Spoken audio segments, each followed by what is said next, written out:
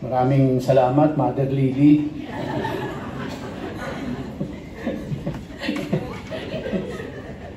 Good morning po sa inyong lahat. Kumusta na po kayo? Pwede bang lumingon sa kaliwa, kanan, sa likod, sa harap? Ngitian niyo po yung katabi ninyo. Huwag muna kayong maging suplado at suplada. At huwag po kayong umiwas sa manghihingi ng regalo sa inyo. Alright, good morning ho ulit at nais nating i-welcome ang mga sumusunod. Kung maaari po ay tumayo sa pagbasa ng inyong pangalan, si Sam Lorenz Roque. Pakitayo po. Ating mga bisita. Maaari na po kayo maupo. Globert Tristan Saldon. Ayan. Si Arvin J. Calpe. Ayan po. Dennis Hernandez Jr. Okay. Rafael Daigo. Ayan.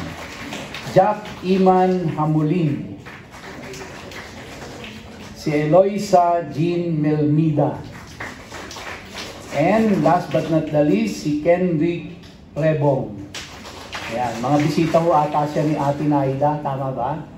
Ate Naida, welcome ho sa COG Bacoor. Tayo po ay saglit na yumuko, tayo manalangin. Aming Ama at aming Diyos, kami po ay nagpapakumbaba sa iyong harapan sa mga oras na ito. At minsan pa hinihiling namin, nagabayan mo kami sa pag-aaral ng iyong salita. Bigyan mo po kami ng kaliwanagan. Tulungan mo po ako ang iyong lingkod na tagapaghatid at tagapagpaliwanag. Na ito ay aking maihayag ng maayos at huwag magdulot ng kaguluhan o kalituhan. Dalangin ko rin po ang aking mga kapatiran na tagapakinig na maging bukas ang kanilang puso, kanilang mga tenga, ang kanilang pandinig, at bigyan mo po sila ng sapat na kakayahan na ito ay maunawaan. Maraming salamat po, Banal na Espiritu, sa iyong pangunguna sa amin mula umpisa hanggang sa mga oras na ito. Sa inyo po ang papuri at pasasalamat at pagdakila sa pangalan ni Yeshua. Amen and amen. Sa pagpapatuloy po ng ating pag-aaral sa Torah, sa aklat ng Leviticus, natapos na po natin yung chapter 19 verses 1 to 18 at ngayon naman po ay tatalakayin natin ang verses 19 to 37. At ang subtitle ng ating pong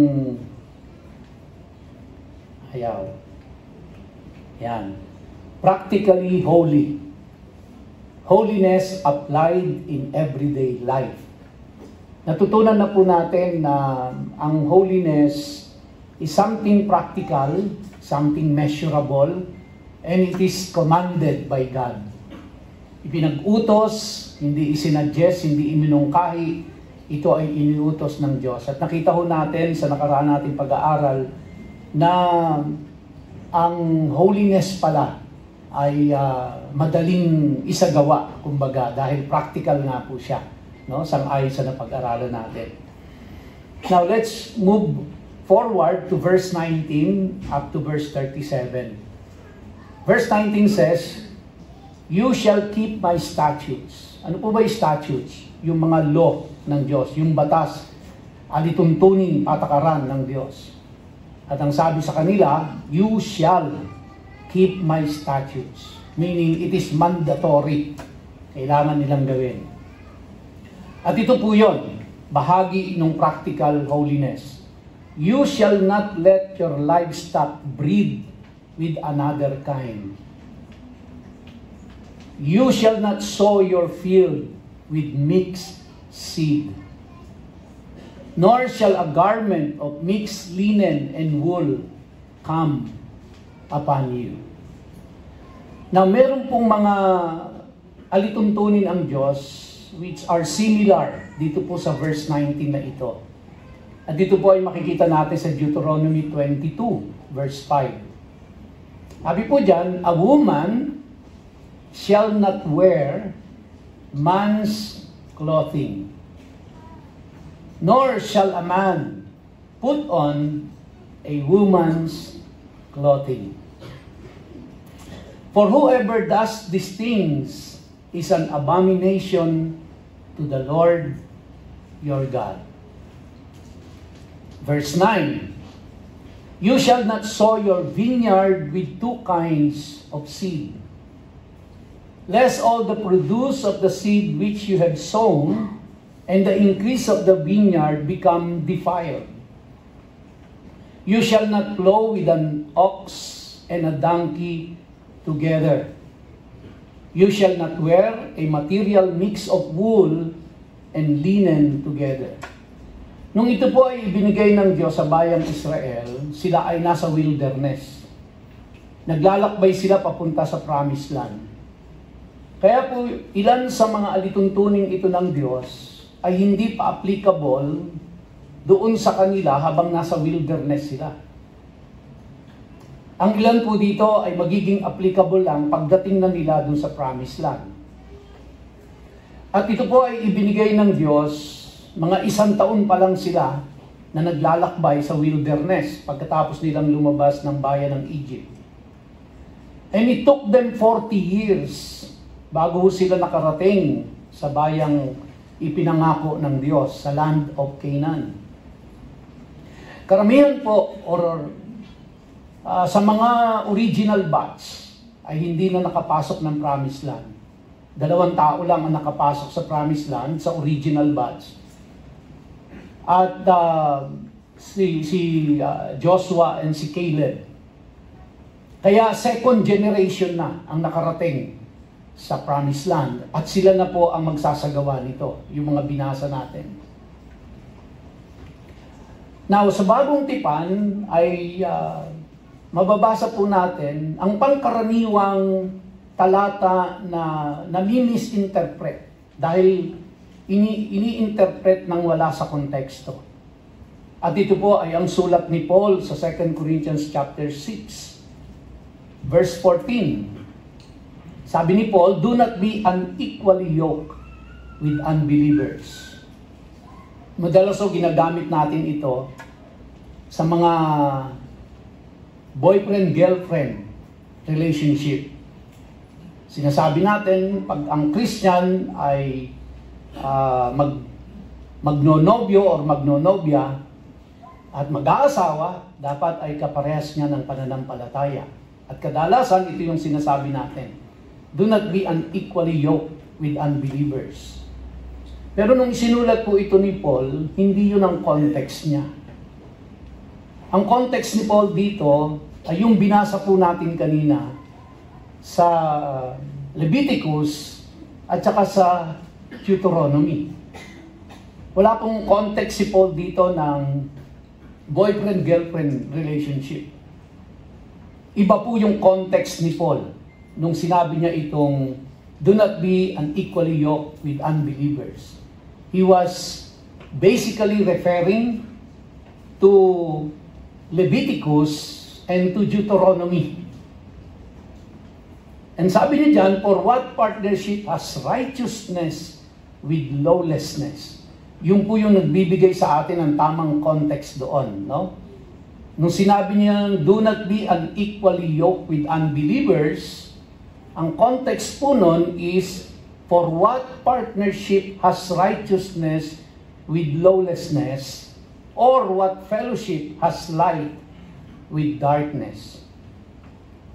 Now, pag binalikan po natin, parang sa panahon natin, no?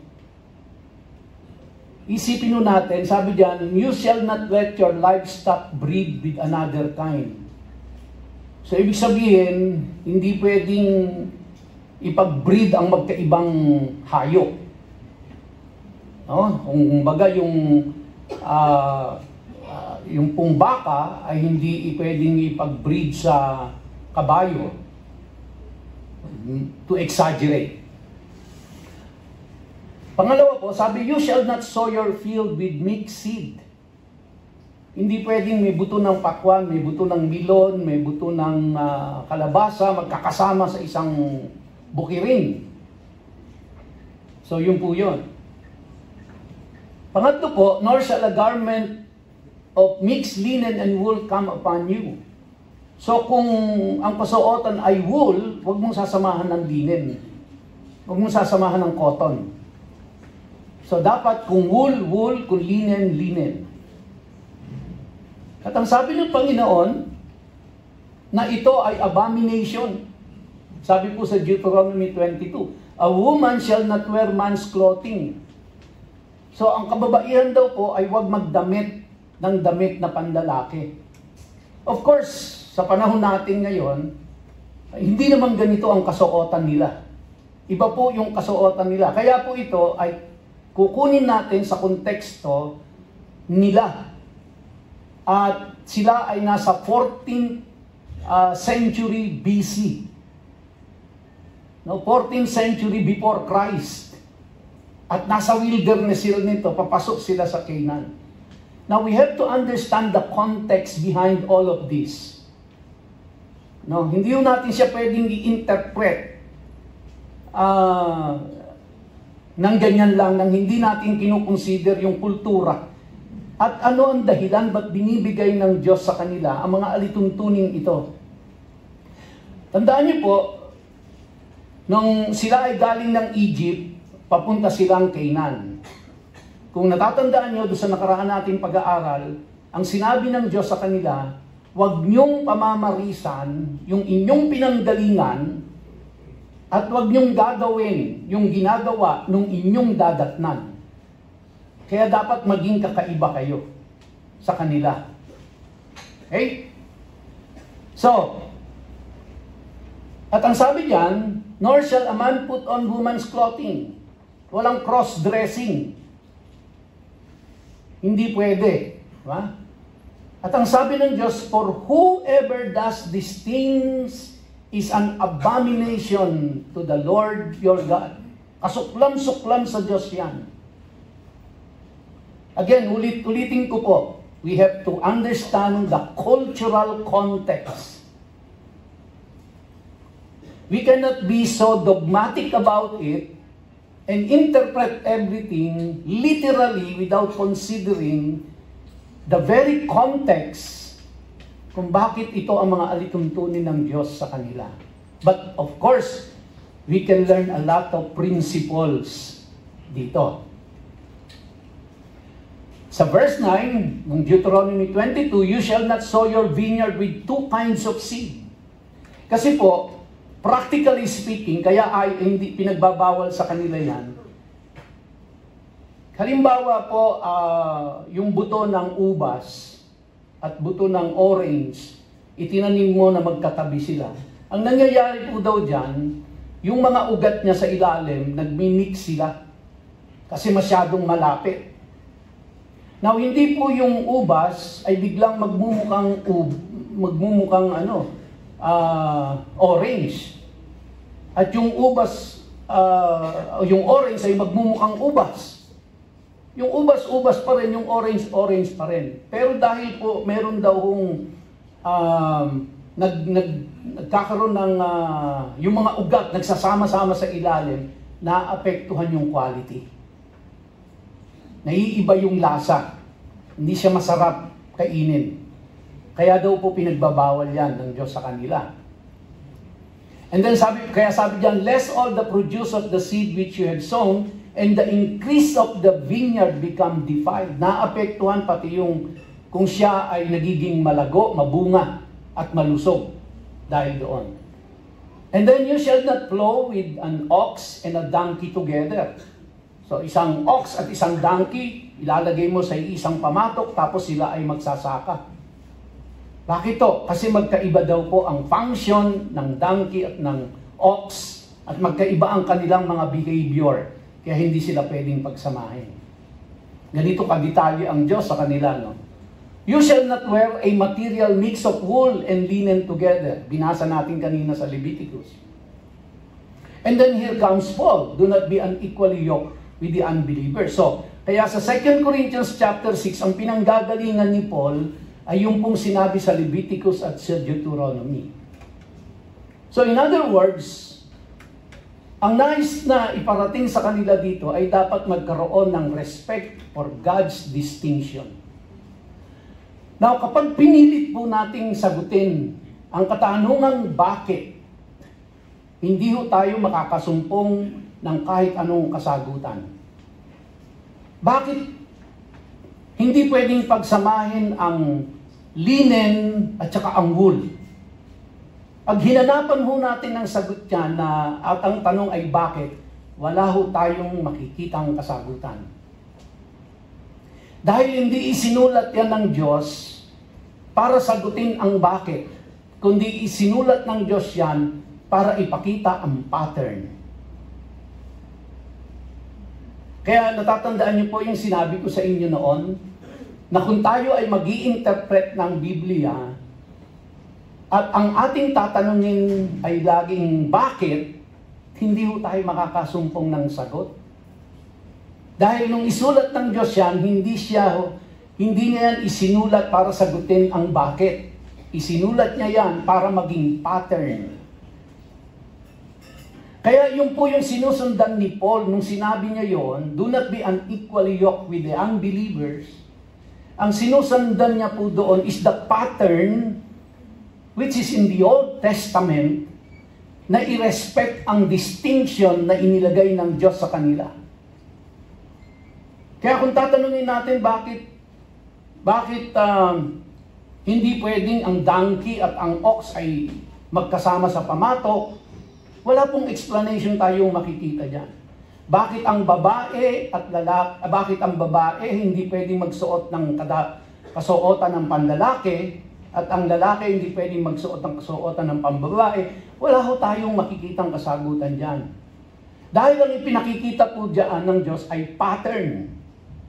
Kaya yung explanation po ni Paul, no, kung gusto nating malaman kung ano ang explanation doon, ito po ang explanation, ang commentary ni Paul. Sabi niya, for what partnership has righteousness with lawlessness? This is to give distinction na dapat ang righteousness at ang lawlessness hindi pwedeng magsama. So practically speaking, kung ikaw ay Kristiyano, hindi pwedeng ikaw ay righteous, sinasabi mo, tapos ikaw ay lawless. Hindi pwedeng magsama sa iyo na ikaw ay, you declare that you are a righteous person because of Jesus Christ, but at the same time, you are violating the law of God. Kaya, hindi pwedeng magsama yung light at saka yung darkness. Light is light, darkness is darkness. So the whole intention of it is to put distinction, mga kapatid. Not to explain bakit hindi pwedeng magsuot ng panlalaki yung babae at yung babae ay hindi dapat magsuot ng panlalaki. Now, another thing, bakit to distinction ang gustong ipakita dito? Di ba ang sabi ng Diyos, yung pinanggalingan nyo, huwag nyong gagayahin sila. Yung daratnan nyo, huwag nyong gagawin ang ginagawa nila. Madalit salita po, lahat ng binabanggit doon sa Leviticus at sa Deuteronomy, yung lahat ng ipinagbabawal ng Diyos ngayon, yun ang ginagawa sa Egypt, yun ang ginagawa sa Canaan. So, hindi po ito hypothetical. Ito po ay totoong nangyayari doon sa Egypt at doon sa Canaan. Kaya to put distinction kung sino yung pinili niyang tao, huwag niyong gagawin yung ginagawa nila. Huwag niyong gagawin yung ginagawa ng Egyptian at yung ginagawa ng Canaan.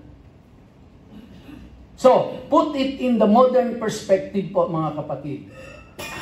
Huwag ho natin gagawin ang ginagawa ng sanlibutan at makikigaya tayo. Kaya ako po, hindi ako kumbinsido na during worship service natin dito ay para tayong nasa concert. Dahil ayokong gayahin natin ang ginagawa ng mundo just to attract yung mga tao na umattend. Kaya hindi ako kumbinsido na may mga pausok, may mga kung ano-ano during worship service, ang ilaw patay sindi. That is not for me, worship, because that is exactly what the world is doing. Ang sabi ng Diyos, dapat may distinction. Dapat may distinction. Hindi bali ng maparatangan tayong makaluma tayo. Pero kung yun ang acceptable na pagsamba sa Diyos, then di bali na ho, na maparatangan tayo. So the same way, no? Sabi ni Paul, hindi pwedeng magsama ang light at darkness. Hindi pwedeng magsama ang righteousness at lawlessness. So, God created the world with boundaries and distinctions. And we have to respect that. Kaya, kung tatanungin nyo ako, bakit pinagbawal ng Diyos yon? Hindi ko alam. Except, naglagay siya ng distinction. Kasi pag pinili ko nating interpretin yon, at hanapan ng kasagutan ng katanungang bakit, mauuwi ho tayo sa allegorical interpretation of the Scripture. At kapag nauwi na ho tayo sa allegorical interpretation of the Scripture, iba-iba na po ang magiging interpretation nun. Lalagyan na natin ng iba't ibang kahulugan yon. No? So may iba na tayo, iba na yung interpretation ng Baptist, iba yung interpretation ng Evangelical, iba yung interpretation ng Methodist. The moment na napunta na tayo sa allegorical interpretation of the Scripture. But here, makikita natin, wala akong paliwanag ang Diyos dyan. Basta sinabi niya yon, He has that sovereign power to say it and to make it into a law, then it's a law. Yun ang kanyang batas. Israel was to respect these natural divisions as expression of divine order and holiness. Ang tawag po doon kapag nagkakaroon ng mga intermix, no? Yan po ay in Hebrew ay kilayim. Now the moment kilayim ay nangyari, nagkakaroon po ng tival sa wikang Hebrew, which means confusion. So which means, the moment na you violated, no, the law of God, or the instruction of God, it will only create confusion. Mixing species, seeds, or fabrics blurred God's design and symbolized rebellion against divine order. So, ibig sabihin, pag pinilit mo, sinabi na ng Diyos, huwag kang magsuot ng, na magkahalo ang linen, no, at ang wool, ginawa mo pa rin, you are rebelling against God. Because, order niya yun eh. Divine order niya yun sa kanila. Again, ulitin ko po, ang context is, dahil ang Canaan, ang Egypt, ginagawa nila yon. And God wants them to be distinct from Canaanites and the Egyptians. Is there something evil about linen? Is there something evil about wool? Wala ho. Hindi evil ang wool na tela. Hindi evil ang linen na tela. Tama po? Pero bakit pag sinagsama mo sila at isinuot, nagiging evil? Dahil binayolate mo yung utos ng Diyos na huwag pagsamahin. Okay? So ang context, mga kapatid, is, babalik tayo sa context ni Paul, pag pinagsama mo yung righteousness at saka yung lawlessness, confusion, no? Yun, pag pinagsama mo ang righteousness at lawlessness, nakakakumit ka ng kilayim. At ang result nun is teval, which is confusion. Kaya ayaw ng Diyos. So there's nothing evil about wool. There's nothing evil about linen. Pero ba't nagiging evil siya at abomination, nakasuklam-suklam sa Diyos? Not because of the wool and not because of the linen. It is because God said, wag mong pagsamahin, pero pinagsama mo pa rin. Ibig sabihin, sumusuway ka sa inutos ng Diyos. Para pong ganito, sabi ng nanay mo, ng tatay mo, dapat 10 o'clock nasa bahay ka na. Is there something evil about 10 o'clock? Wala po, oras lang yun eh. Pero paano siya nagiging evil? When you violate yung nanay at tatay mo. Pag umuwi ka alas 11, alas 12, or hindi ka na umuwi, at kinabukasan ka na ng umaga, evil ba yung 10 o'clock? Hindi. Paano siya naging evil? Because sinuway mo ang utos ng nanay mo at tatay mo. Nagtakda ang tatay at nanay mo ng batas sa bahay. Sinuway mo. Walang evil dun sa 10 o'clock. Ang evil is yung pagsuway mo sa inutos ng authority sa bahay nyo. The same is true sa kanila. Kaya hindi ho natin mahanapan niya ng bakit. Bakit sa dami ng tela, wool at linen? Diba? Sa dami ng hayop, bakit ox at saka donkey? So kaya po, I hope you understand na naglagay ng boundaries ang Diyos sa kanila. Kailangan silang lagyan ng hangganan. Kasi pag hindi, makikita nyo po, mamaya, kung aabot tayo, kung ano pa yung mga gagawin nila. Okay? Now, verse 20. If a man lies sexually with a woman who is a slave, assigned to another man, and not yet ransomed, or given her freedom, a distinction shall be made. They shall not be put to death, because she was not free. But he shall bring his compensation to the Lord, to the entrance of the tent of meeting, a ram for a guilt offering. And the priest shall make atonement for him with the ram of the guilt offering before the Lord, for his sin that he has committed. And he shall be forgiven for the sin that he has committed. Ano to? Now, kung hindi natin naiintindihan ang context nito, mga kapatid, hindi na natin pag-aaksayahan pang intindihin yan.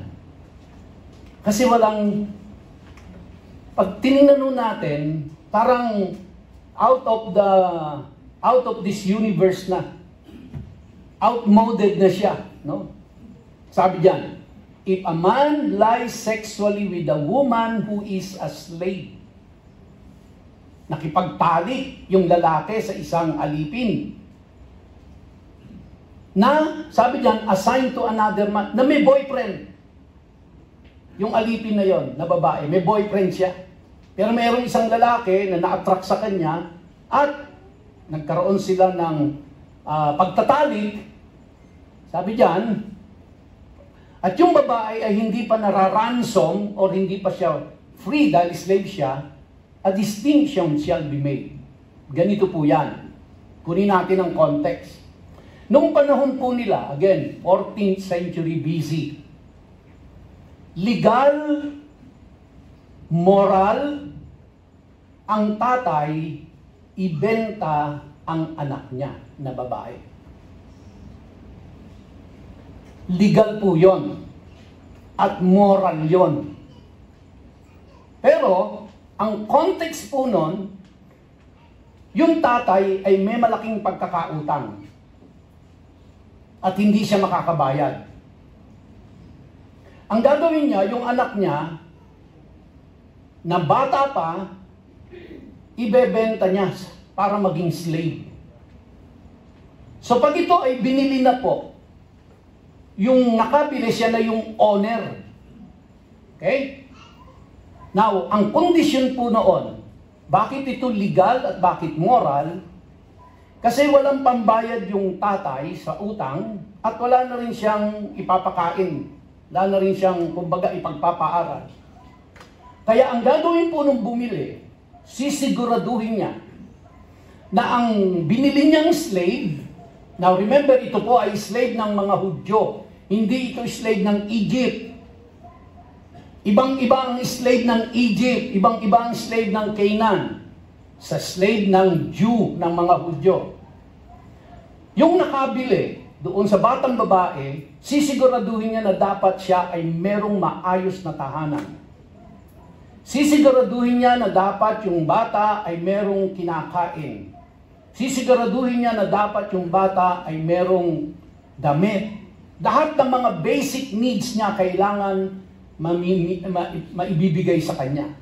At sisiguraduhin niya na yung kanyang biniling slave na yon ay nasa ilalim ng kanyang proteksyon. Anuman sa mga patakaran na ito at mga requirements na ito ang hindi niya matupad, pananagutan ito nung nakabili. So hindi po siya yung tipong binili para maging alipin, maging pagpapalipasan niya ng oras or aabusuin niya, hindi po yan. Kaya doon niya makikita kung bakit, at ang tawag po dyan is bond servant. Kaya makikita niyo po si Paul kung bakit niya sinabing, I am a bond servant of Jesus Christ. Yun po ay may tono ng very proud siya. Bakit? Kasi as a bond servant, yung pinaka-honor mo, sisiguraduhin niya ng lahat ng pangangailangan mo ay provided sa'yo. Kaya si Paul po, nung sinabi niyang, I am a bond servant of Jesus Christ, he was very proud na siya ay bond servant. Because alam niya, Jesus Christ will provide yung protection, yung shelter, yung food, everything, ipoprovide sa kanya. So ngayon, pag ito pong slave na ito, ay dumating sa 15 years old, may option yung nakabili. Ang unang option niya, pwede niyang gawing asawa niya. Legal po yan. Moral yan sa kanila. Kaya alisin niyo yung isip niyo sa konteksto natin. Hindi mag-a-apply. Pangalawa, pwede niyang yung anak niya, ipakasal niya doon sa slave na yon. Pangatlo, pwede niyang pagkatapos ng term na siya ay slave, siya ay bibigyan na ng freedom. Malaya na siya. Now, pang-apat, pwedeng ipatubos niya doon sa tatay. Para maibalik doon sa tatay. Tutubusin. At merong karampatang halaga po yun. Now, paano ang nangyari dito? Slave siya, siya ay merong boyfriend na. Na wala pa akong nangyayaring pagtatalik doon, naging boyfriend niya na. Kaso merong ng aswang. Nakita na, naispatan sa palengke. Habang bumibili doon at tinutusan ng amo.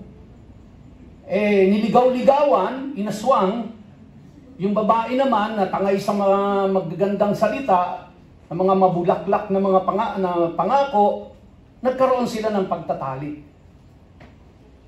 Okay?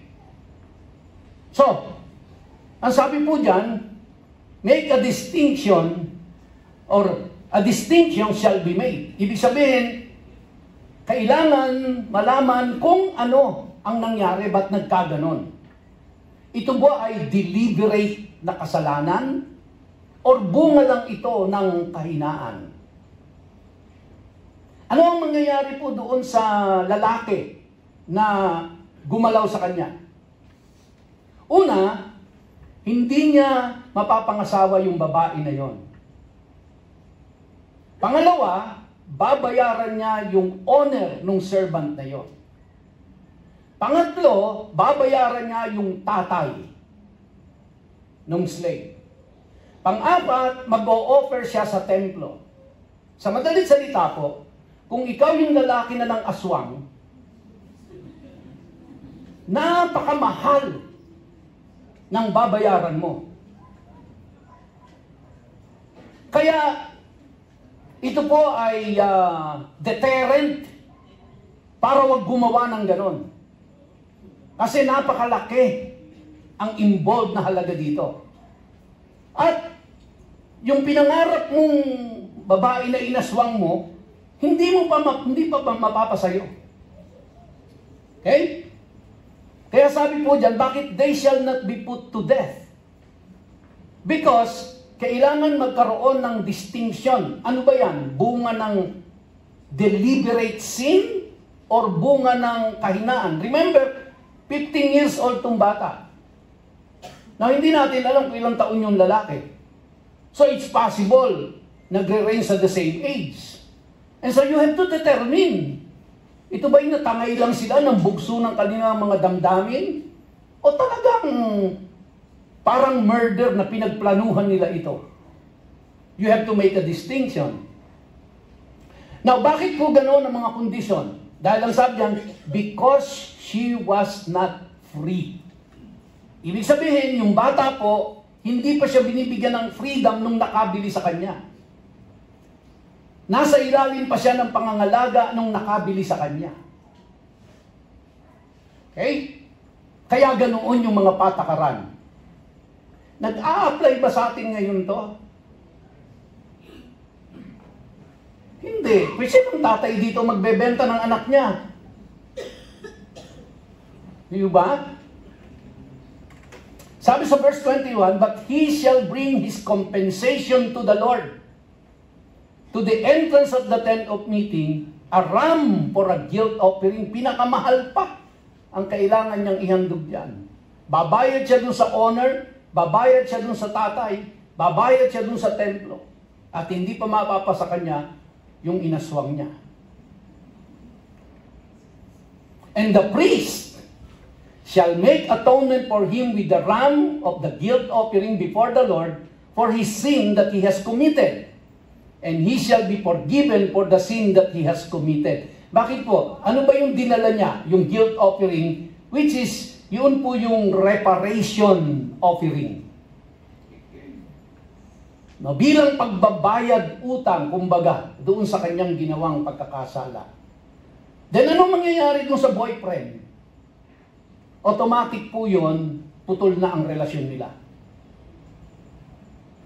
So, ang mangyayari, yung babae po na nagpatangay sa kanyang damdamin at pumatol doon sa nang aswang sa kanya, yung totoong mahal niya, hindi na mapapunta sa kanya. Eh, paano naman yung boyfriend na mangyayari sa kanya? Sorry. Sorry ka na lang. Ganun ho yun. Wala nang habol po yung boyfriend. Maghanap ka na lang ng ibang girlfriend. That's their law. Yun yung patakaran nila. It is written in the 613 laws na ibinigay ng Diyos kay Moses. Now, parang walang ano ho sa atin. Di ba? But, ano po ang pinapakita sa atin dito? May batas na ibinigay ang Diyos, sundin ang batas ng Diyos. So, this law reflected mercy and justice. Mercy, kasi yung dalawang bata, yung slave at saka yung nang aswang, maaring natangay lang sila ng damdamin nila. Hindi talagang gusto nilang deliberately magkasala. Pero, dahil kasalanan yan, kailangan meron yung justice dyan. So, ano pong ibig sabihin na ito? Ibig sabihin, ang Diyos po ay merciful, but at the same time, ang Diyos will bring justice. Kaya hindi pwedeng iisipin natin na ang Diyos maawain naman, ang Diyos ay pag-ibig, kung magkasala ako, patatawarin ako. Yes, of course. Kung ikaw ay totoong magsisisi, hingi ng tawad sa Diyos, kasi yung pong ng aswang, pwede ho siyang mag-offer handog, katulong yung priest, at mapapatawad siya Pero, babayaran niya lahat yung dapat niyang bayaran. So, it means, may mercy, may justice. Recognizing distinction in culpability between weakness and wickedness. Magkaiba po yun. Wickedness and weakness. God's law balances justice with compassion, protecting the vulnerable. Sinong vulnerable doon? The slave, 15 years old. At siguro, kasing edad niya rin yung teenager din, yung nang-aswang sa kanya. Application: holiness respects God's moral order. Even in complex human situations, we must discern between deliberate sin and weakness. Verse 23. When you come into the land, pagdating nyo doon sa land of Canaan, and plant any kind of tree for food, tingnan nyo po ito, then you shall regard its fruit as forbidden. Magtatanim kayo doon, pero yung bunga niyan, huwag nyong kakainin. Kailan? 3 years it shall be forbidden to you. It must not be eaten. Bakit kaya? Magtatanim kayo, pero 3 taon habang namumunga yan, huwag nyong kakainin.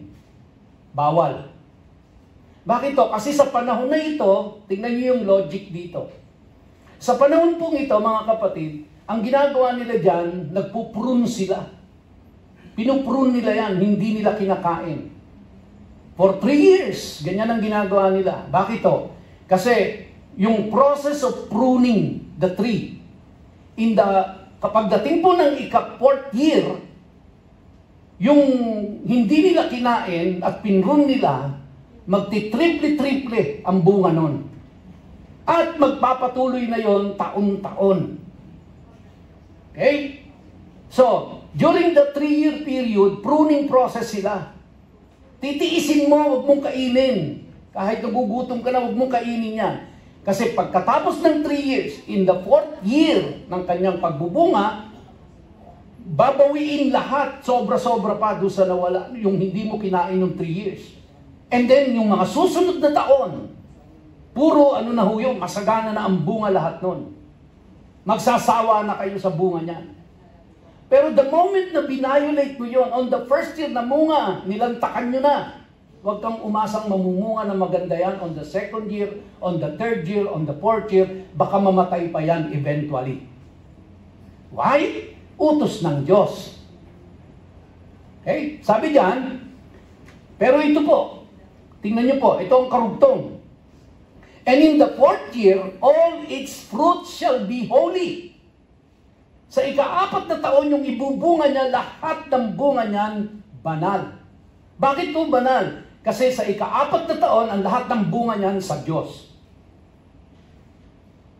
Okay? An offering of praise to the Lord. Kailan pa lang sila pwedeng kumain? But in the 5th year, you may eat of its fruit to increase its yield for you. I am the Lord your God. So ano po yung pinakikita sa kanila dito? No? Tinetrain yung mga tao to obey the instruction of the Lord. Tinetrain yung mga tao that the best fruit of the tree belongs to the Lord. Mga kapatid, anong principle sa atin dito? We have to learn to be patient. Huwag nating aapurahin, huwag nating mamadaliin. Maghintay tayo ng tamang panahon. At yung pinaka-best, hindi para sa iyo. Hindi para sa atin. Isipin natin, di ba? Oh, wow, 3 taong kang yan, pinagtyagaan yan. Nabibilad ako sa araw, nagdidilig ako, umugising ako sa madaling araw, inaalagaan ko ng husto. Ika-4th year, ang ganda ng bunga. Oh, hindi sa iyo yan. Sa Diyos yan. After all, hindi naman ikaw nagbibigay ng nutrients dyan para tumubo. Ang Diyos pa rin ang nagbigay ng buhay dyan. Kaya tinuturuan sila ng Diyos na ang the best ay para sa Diyos. Anong tinuturo po sa atin, mga kapatid? Huwag tayong magbigay ng tira-tirahan sa Diyos. Ibibigay natin kung ano yung best natin. Yung best talent natin. Yung best earnings natin. Yung best na time natin. Hindi po yung tira-tirahan. Amen? Kaya, iisipin natin lagi. Anyway, sabi naman sa Psalm 24 verse 1, di ba? The earth is the Lord's and the fullness thereof, and all who dwell therein. Kanyang lahat yan. Kaya, i-offer natin yung best sa Kanya. Hindi yung pinagtirahan. Hindi yung pinagputulan. The best. Pero ito naman ang pangako ng Diyos eh. Pag sinunod nyo yan, on the 5th year, and year thereafter, hanggang mamatay ka na, you will enjoy the fruit of your labor. Ibe-bless ka naman ni Lord. So, mga kapatid, second point natin, una is to give respect to God's distinction.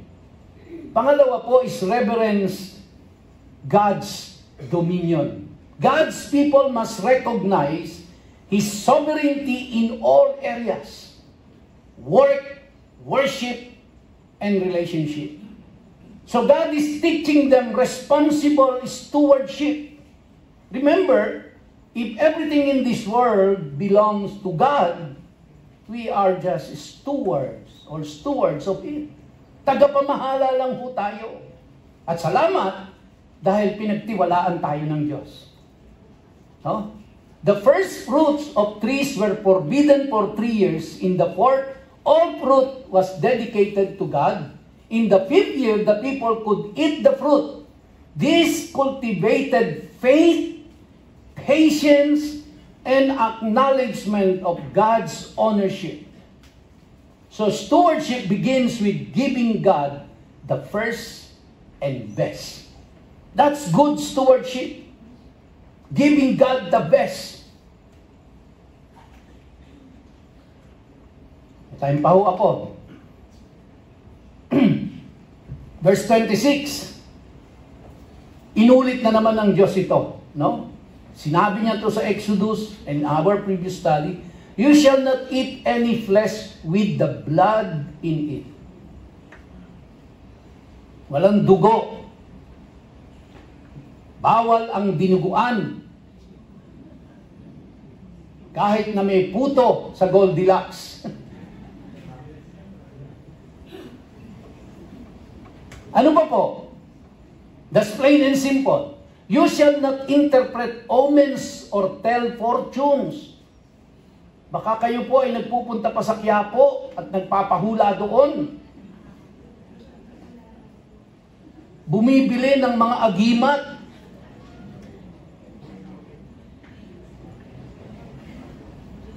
Now ito, sabi ni Lord, you shall not round off the hair on your temples or mar the edges of your beard, yung balbas. You shall not make any cuts on your body for the dead or tattoo yourselves. I am the Lord. Huwag niyong hihiwaan ang mga katawan ninyo. Huwag niyong tatatuan yan. Again, putting it in context, mga kapatid. Bakit ba bawal ito sa Diyos? Ang paghiwa at pagtato. Now, putting it in the right context, kasi po sa Egypt at saka sa Canaan, ang paghiwa sa katawan at pagtato sa katawan ay parte ng pagsamba nila sa Diyos-Diyosan. Kaya mahigpit na ipinagbabawal ng Diyos yon, kasi huwag niyong gagayahin sila na naghihiwa ng katawan at nagtatato sa katawan dahil yun ay form of worship nila. Sumasamba sila sa Diyos-Diyosan doon sa pamamagitan ng pagtatato sa katawan. At ganyan din ang ginagawa sa Canaan. Kaya kayong mga Israelita, piniling tao ng Diyos, huwag niyo silang gagayahin. Now, ang question ko, kung hindi ko naman ginamit sa pagsamba, nilagay ko lang dito, kunyari, dahil na mahal ko yung asawa ko, Lily, my love.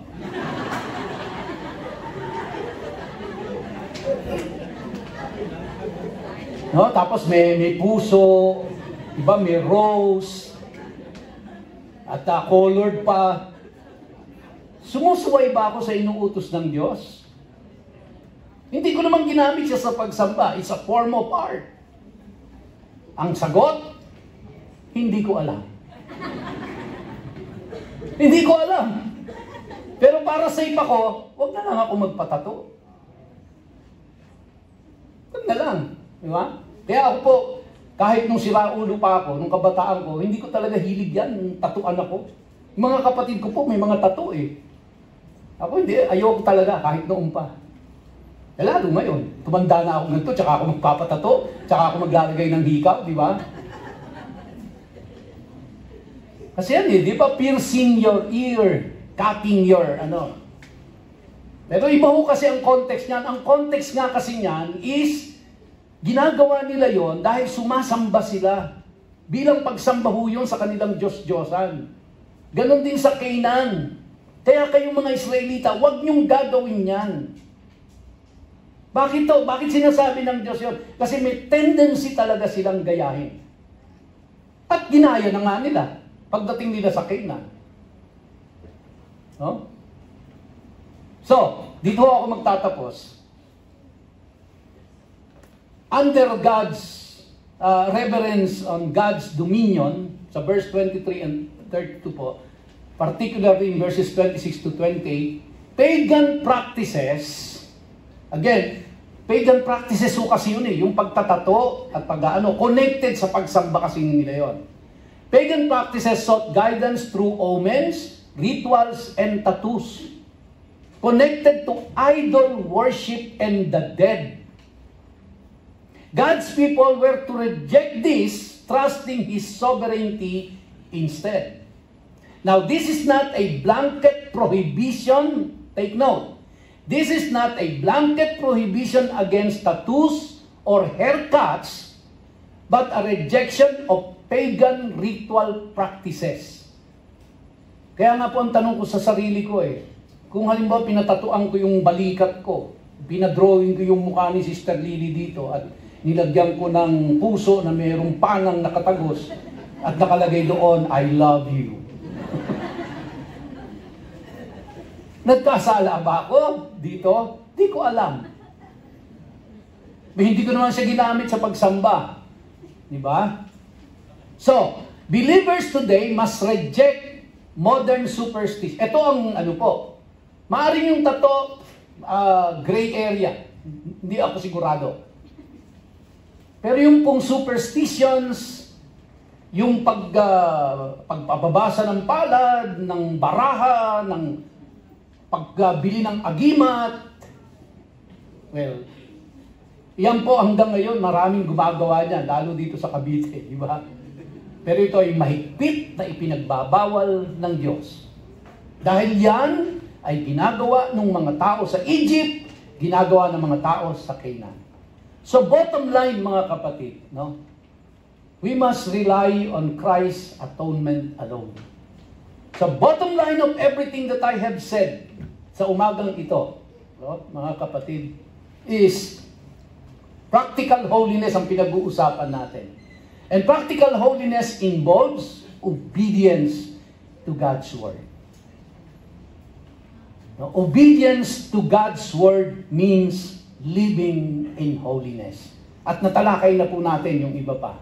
So I will end with this dahil it's 11:30 na po. At tayo ay ipagpapatuloy natin ito, pero ipagpapatuloy ko po ito sa January na. This will be my last preaching for this Sunday. At dahil sa Sabado po ay ating LOL, tapos Sunday wala tayo, and then the following Sunday po si Pastor Ed will be preaching, and then sa susunod na mga Sundays po, wala na po yung pamilya namin dito, kami po ay magbabakasyon. I need a break. Kailangan ko pong huminga muna at makapagpahinga kaming pamilya. And then January na po ang balik namin. Okay? So kaya po, tutuloy natin ito, kay mag-alala, tatapusin natin yan, pero sa January na po yung karugtong. Tayong lahat, at tayo po ay umawit sa Panginoon bago po tayo magsara sa panalangin.